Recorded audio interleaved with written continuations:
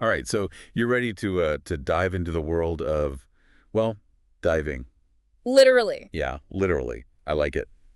But before you grab your gear and take the plunge, we're going on a different kind of deep dive today. That's right. We're talking about something that's often overlooked but super important, especially for new divers. Water temperature and how your body reacts to it. And let me tell you, it's not always what you expect. No, it's not.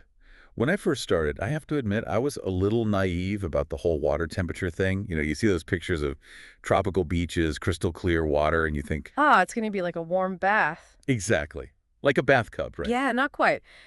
Our source today really breaks this down, and one of the first things it points out is that water, even in tropical areas, can be a lot colder than the air. Yeah, like way colder. I think they said something like even if the air temperature is pushing 90 degrees, the water might only be around 86. Right, and that difference, even though it seems small, can feel like a shock to your system when you first get in. Especially when your internal thermostat is working hard to keep you at a steady, what is it, 98.6 degrees. Exactly, 98.6. Our bodies are like these finely tuned machines, right? And they don't like it when things get out of whack. So what happens when that internal thermostat encounters a sudden change in temperature, like when you jump into cold water? Well, your body goes into this like, whoa, what's happening mode. And that's where we get into this whole thing about hydrocution. Hydrocution, yeah. That sounds kind of intense. What exactly is happening there? Basically, it's your body's extreme response to cold water immersion. Think of it like this. Your computer, when it overheats, what happens? It crashes. Exactly. It freaks out. Hydrocution is kind of like your body's version of a system crash. Your blood vessels constrict, your heart rate and blood pressure can go haywire, and in extreme cases, it can even be fatal. Wow, okay, so definitely not something to mess around with. Yeah. So how do we avoid putting our bodies through that kind of shock? What can we do to acclimate? Well, our source mentions a few things. First off, easing into the water is key. Don't just do a cannonball into the cold water. Right, no matter how tempting it is. Exactly. Right. Start by splashing some water on your face, your neck, your wrists. Just kind of give your body a little heads up that things are about to get chilly. It's like dipping your toes in before you jump in the pool. Exactly. And pay attention to how your body's feeling.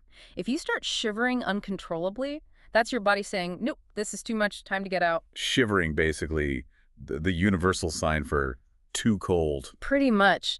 Now, speaking of staying warm, a lot of people, especially new divers, think, okay, I've got my wetsuit, I'm good to go. Right, the magical wetsuit. Yeah, but it's not quite that simple.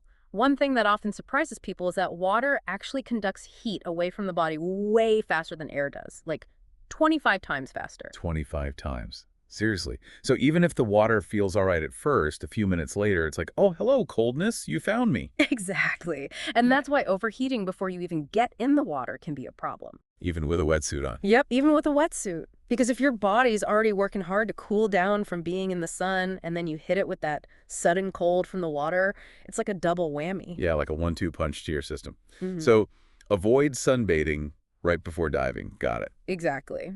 Okay, now, are you ready for another term? Hit me with it. Hypothermia. Okay, that one I've heard of. But how big of a risk is it really? It can be a bigger risk than people realize, even in water that doesn't seem that cold. Remember, we were just talking about how water is a much more efficient heat conductor than air. Right, 25 times more efficient. Exactly. So that shivering we were talking about earlier, if you're shivering in the water, it's not just a little chilly, it's a sign that your body is losing heat faster than it can produce it. Time to get out. Get out, dry off, warm up. Sounds like solid advice. It's pretty amazing when you think about it how such a familiar thing like water can have such a profound effect on our bodies. It really is. And we've only scratched the surface here, focusing on temperature. But there's a whole other factor that comes into play, especially as you start going deeper. Pressure. Okay, pressure. That's a whole other deep dive for another day. For now, just remember, water temperature matters. It does. Respect the water, listen to your body, and stay safe out there. And on that note, we'll see you in our next deep dive.